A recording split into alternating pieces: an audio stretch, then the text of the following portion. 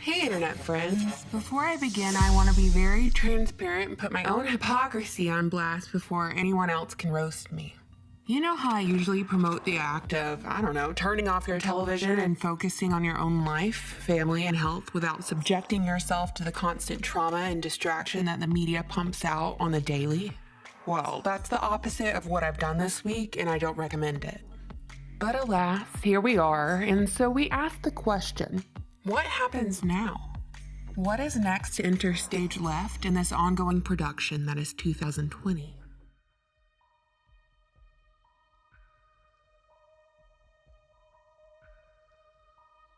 Even if you've been able to avoid the constant onslaught of propaganda that's played across the black box of traditional media, it's likely that you've encountered your fair share of it on social media, within your own social circles, as the virtue signaling accelerates in the race to not be labeled a racist. If you've not experienced this pressure from your friends and family to declare your anti-racism and denounce your privilege, you better believe you've seen celebrities, politicians, and corporations doing the heavy lifting. I even saw Planned Parenthood express their devastation surrounding the violence against Black lives, which really just encapsulates the complete perversion of narratives and full manipulation of the masses, given that Planned Parenthood specifically concentrates their population control facilities in Black neighborhoods.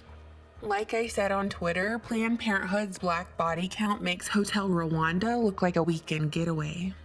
Also on the docket this week was former President Obama's virtual town hall, addressing the murder of George Floyd, saying that although it was a tragic event, he was at least pleased to see that many young people had been activated and mobilized by it. And part of what's made me so hopeful is the fact that so many young people have been galvanized and activated and motivated and mobilized. That's some interesting language, isn't it? Makes me think of MK Ultra mind control. And on Thursday, Apple CEO Tim Cook published an open letter on Apple's homepage in which he spoke about racism, addressing the deeply rooted discrimination in the justice system while completely ignoring how Apple makes the majority of their money off the back of Chinese and African slave labor. Good job, Tim, you did it. Very wholesome. Meanwhile, the charitable, tender-hearted organization we know as Bank of America has pledged $1 billion over the next 4 years to address racial inequality, expanding health clinics and vaccination clinics in communities of color. These are just a few examples of companies using their voice to end racism. Everyone else just posted Saturn's black cube and abstained from social media on Blackout Tuesday, on the day that Hillary Clinton lost her appeal in court and will have to testify in September. But I bet the media didn't tell you about that, did they? By this point, I have no doubt that the goal of the media is to have all of us on edge every single day, consuming the complete chaos. It's like a little spell they cast on us between the emotional triggers, repetition, demoralization propaganda, between the constant division promoted across CNN all the way over to Fox News. They keep everyone hating each other, focused on each other, instead of our focus being on those who control the actual system. The media claims they've declared war on fake news, but their entire modus operandi is to distract from the facts that actually matter. You know, like how the Federal Reserve has been looting the United States since 1913. How the CIA has been delivering pallets of bricks to cities long before any riots, albeit a totally different type of brick. And finally, how the 2020 virus was the biggest scam of the century. We have plenty of distractions, plenty of soiled breadcrumbs, plenty of emotional triggers, plenty of gaslighting happening right now. The same doctor who performed the autopsy on JFK, Michael Brown, Aaron Hernandez, and testified at the trial of O.J. Simpson and even performed the autopsy on Jeffrey Epstein, did the autopsy on George Floyd this week, which I find particularly interesting given that I doubt Epstein is even dead, which would technically make #Epstein didn't kill himself totally true. Of course, this is the second autopsy on Floyd because the first autopsy pointed to other factors like fentanyl in the system and a pre-existing heart condition. George Floyd and Officer Chauvin were co-workers who worked private security at the same place with overlapping shifts, yet the media denies that they knew each other. And when interviewed, none of Chauvin's neighbors even knew he was a police officer. Did you know the Chauvins? No. You know what? We didn't. We didn't know he was a cop. And then, of course, yesterday was George Floyd's memorial service, which played across every television screen, and thousands of attendees were all crowded together in one space, including politicians who would never miss the opportunity to capitalize on a good old crisis. Now, I saw plenty of coverage of this event, and your typical mouthpieces were relaying commentary. The same figures who just last week shamed people for leaving their homes, especially without a mask, and these same mouthpieces are now congregating in close quarters with thousands of others, urging you to speak up about racial inequality and call out others for not doing so.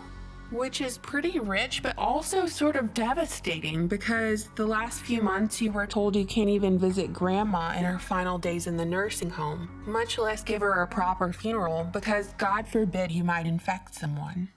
And that's what I mean by we have plenty of distractions, because now the media has moved on to the divide and conquer phase, praying that we're all as stupid as they think we are. That our attention spans are too short to remember that just a few months ago, they propagated fear around a virus that put all of us in government-mandated quarantine. Unemployment numbers skyrocketed, and many people were too afraid to even hug their own mother.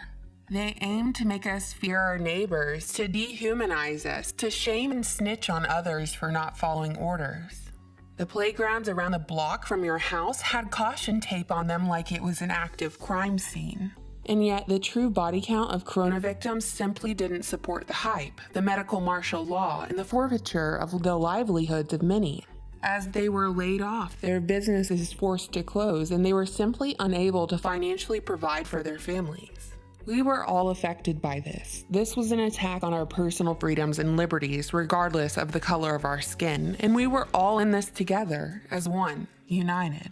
They had declared war on us.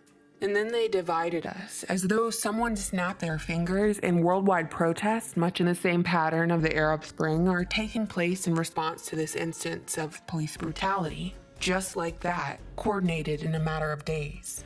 These protests begin peacefully with genuine people, and then it's infiltrated by your bought and paid for rent-a-mob, and then the people beg for government intervention, which comes in the form of curfews, of martial law, problem, reaction, solution, wash, rinse, repeat. Good people are the ones who suffer, while authoritarian rule tightens its grip on society. So the question is, what comes next? Well, I hope I'm wrong, and certainly by no means want this to happen. But follow the pattern of the Arab Spring, or since it's an election year, follow the pattern of the 2016 race protest with Anton Sterling and Philando Castile. What happened then? A sniper fired upon police officers. The formula says that the next move is for some agent, probably a Mossad agent, dressed as a police officer will cause great harm to a group of innocents, or vice versa, some nutter they've terrorized to the brink of insanity, or just a typical agent will pose as a civilian and harm police officers, with the ultimate goal to fan the flames of orchestrated chaos, causing the most emotional trauma to the captive audience, so they will beg for intervention, and thus the next phase of the plan can be brought about, which, in this instance, would be the new normal they've been programming us all for. Like I said in my last video, I can't personally stop the boulder free-falling down the cliff. Everything in its path will be destroyed, including itself when it finally makes impact. So it is what it is. All I can do is control how I react to the program, to the emotional triggers, to the societal pressure. So let me turn the question over to you, internet friends, since we're all in the psyop together. What do you think is up next during this long hot summer? How will you react to the program? As always, thank you so much for even taking part of your day to hear me out. I truly appreciate it, and I think it's so important to have these discussions without any of the shame, and also ask the tough questions. Thank you so much for watching, subscribing, and supporting me on Patreon. Bye!